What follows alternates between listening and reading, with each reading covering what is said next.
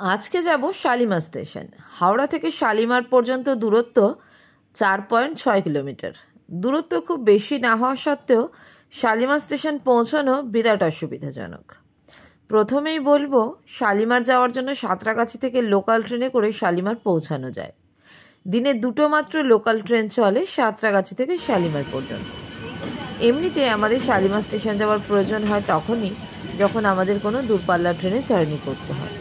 তাহলে এই ভিডিওতে পুরো ইনফরমেশান দেওয়ার চেষ্টা করব কিভাবে ট্রেনে করে হাওড়া থেকে শালিমার যাবে, তাছাড়াও অন্য কিভাবে সহজে এবং কম পয়সায় শালিমার স্টেশনে পৌঁছাবে।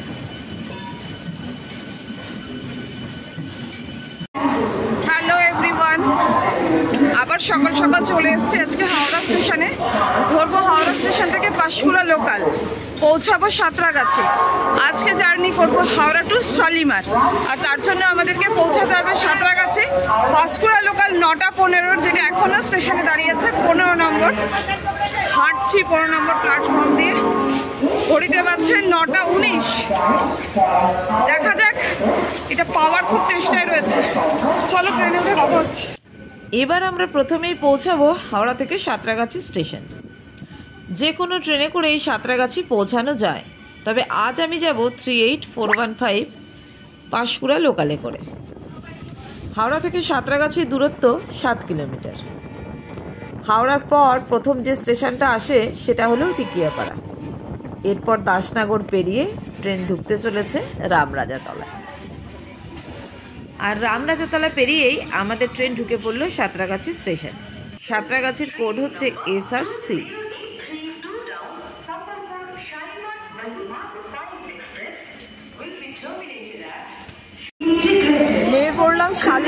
নেমে পড়লাম সাঁতরাগাছি স্টেশনে।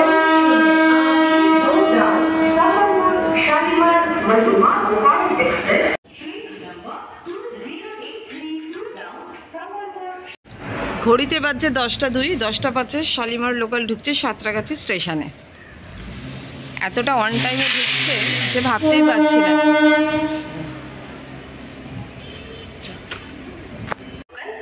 এখানে বলে রাখি, সাঁতরাগাছি থেকে শালিমার লোকাল সবসময় 1 নম্বর প্ল্যাটফর্ম থেকেই ছাড়ে, আর তাই তোমরা যে কোনো স্টেশন থেকেই চলে আসবে প্রথমেই 1 নম্বর প্ল্যাটফর্মে।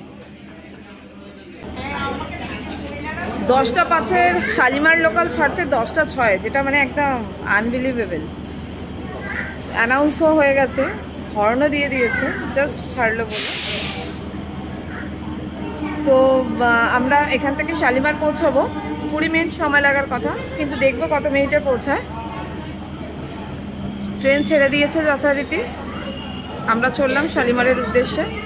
এখানে একটা কথা বলে রাখি, যারা এই ট্রেনটা মিস করবে, বা অনেক সময় কি হয় এই ট্রেনটা ক্যান্সেল হয়ে থাকে, বেশিরভাগ সময়, মানে আমি আজকে নিয়ে 3বার অ্যাটেম্প্ট করছি। রবিবার দিন থাকে না, এটাও তোমরা নোট করে নাও। রবিবার দিন কি সকালবেলার এই ট্রেনটা ক্যান্সেলই থাকে, শুধুমাত্র বিকালের 4:50 থাকে।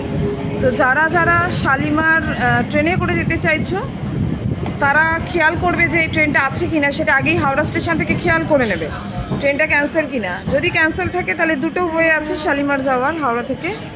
একটা হচ্ছে হাওড়া স্টেশনের পাশেই আছে হাওড়া বাস স্ট্যান্ড, যেখান থেকে বাসে চেপে, অনেক বাস আছে, ওই বাস ডিপো থেকে কিন্তু বাসে করে মাত্র 19 টাকা ভাড়া লাগে, শালিমার স্টেশন পৌঁছে যাওয়া যায়। আরও একটা আছে, টোটো সার্ভিস চালু হয়ে গেছে এখন, সেটা হাওড়া রেল মিউজিয়াম, যেটা হাওড়া স্টেশনের খুব কাছেই, ঠিক তার উল্টো দিক থেকে টোটো সার্ভিস আছে। টোটোতে ভাড়া লাগে জনপ্রতি 30 টাকা। এইভাবে শালিমার আসা যায় খুব সহজে। এবার বলবো টাইমটা। সকালে 10:05 ছাড়ে সাঁতরাগাছি থেকে, আর বিকালেরটা ছাড়ে বিকাল 4:50। এখানে আরও একটা খুব ইম্পর্টেন্ট ইনফরমেশান দেওয়ার চেষ্টা করব। ধরো সাঁতরাগাছি পৌঁছে গেছো, আর তারপর জানতে পারছো শালিমার লোকাল ক্যান্সেল, তখন কি করো? তখন বলবো বাস সার্ভিস তো আছেই সাঁতরাগাছি থেকে, আর বাস যেখানে নামাবে সেখান থেকে শালিমার স্টেশন যাওয়ার জন্য তোমরা টোটো পেয়ে যাবে। এখানে এসে লাইনটা ভাগ হয়ে গেছে, এই যে বাঁদিকের লাইনগুলো চলে গেছে হচ্ছে হাওড়ার দিকে, আর আমরা যাচ্ছি শালিমারের দিকে। ওপর দিয়ে গেছে কোনা এক্সপ্রেস হাইওয়ে। এখন কোনো হাওড়ার দিক থেকে ট্রেন এলে দেখাতে পারতাম, ব্রিজের ঠিক নিচটা দিয়ে বেরোয় হাওড়া থেকে আসা ট্রেনগুলো।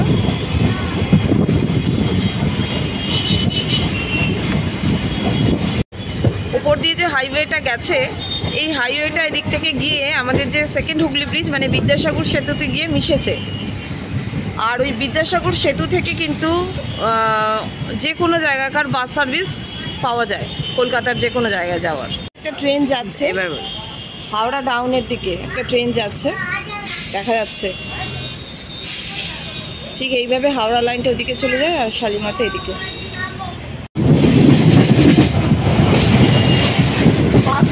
হাওড়া মুম্বাই মেল, শালিমার কারশেডে এসেছিল হাওড়া মুম্বাই মেল ধোয়া মোছা পরিষ্কারের জন্য। ধোয়া মোছা কমপ্লিট, এবার ওর ফেরার পালা হাওড়ায়। পদ্মপুকুর যাওয়ার আগে ট্রেন দাঁড়িয়ে পড়লো শালিমারের কারশেড এরিয়াতে, যেখানে ট্রেন ধোয়া মোছা হয়। আমরা দেখতে পাচ্ছি ট্রেন এখানে কিভাবে ধোয়া মোছা হচ্ছে। দেখো কিভাবে ট্রেন পরিষ্কার হয়। সাঁতরাগাছি থেকে শালিমার পর্যন্ত একটাই মাত্র স্টেশন মাঝে, সেটা হচ্ছে পদ্মপুকুর। সেটারও আগে গিয়ে দাঁড়িয়ে গেছে ট্রেন। 10 মিনিট হয়ে গেল দাঁড়িয়েই আছি, 10টা 22 বাজছে এখন। এই সাউথ ইস্টার্ন লাইনের কী যে সমস্যা সেটাই বোঝা যায় না। 10 মিনিট শুধু দাঁড় করিয়ে রেখেছে, এইটুকুনি একটা ডিস্টেন্স, তারও দাঁড়িয়ে আছি আমরা, দাঁড়িয়েই আছি। সব লোক উকি ঝুঁকি দিচ্ছে ট্রেন থেকে মুখ বাড়িয়ে বাড়িয়ে। প্রায় 20 মিনিট পর ছাড়লো ট্রেনটা। 20 মিনিটের জার্নিতে 20 মিনিট স্টপেজ। দারুণ না?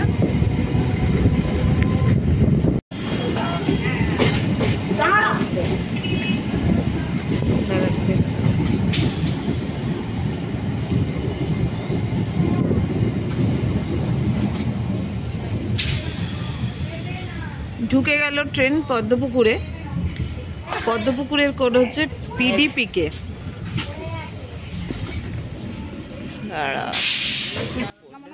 প্রচুর লোক নামলো দেখছি পদ্মপুকুরে।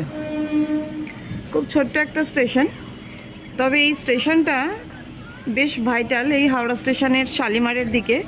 কেননা এখান থেকে এই পদ্মপুকুরে আছে একটা বিরাট, হাওড়া জেলার মধ্যে একটা বড় ওয়াটার ট্রিটমেন্ট প্ল্যান্ট, যেখান থেকে জল পুরো হাওড়া জেলার মধ্যে, খাবার জল যেটা, সেটা হাওড়া জেলার মধ্যে সরবরাহ হয়। তবে পদ্মপুকুর যে স্টেশনটা যেহেতু খুব ছোট, তার জন্য ট্রেনকে দুবার করে এখন দাঁড়াতে হচ্ছে, কারণ ট্রেনগুলো তো এখন বড় বড় হয়ে গেছে, বড় বগি হয়ে গেছে। সেটা স্টেশনে প্রাণায়ামের কাজ সেরে নিচ্ছে। 10টা 6 ছেড়ে 10টা 41-এ ঢুকে পড়লো শালিমার, সাঁতরাগাছি শালিমার লোকাল। অ্যাকচুয়ালি সাঁতরাগাছি শালিমার এখান থেকে ট্রেনটা আবার নাম্বার চেঞ্জ করে হয়ে যাচ্ছে শালিমার মেছেদা লোকাল। 10টা 35-এ ছাড়ার কথা, এসেই পৌঁছালো 10টা 41। তো পৌঁছে গেলাম আমরা শালিমার স্টেশন। সময় লাগলো মোটামুটি 35-36 মিনিট। আজকের ভিডিও এখানেই শেষ করলাম।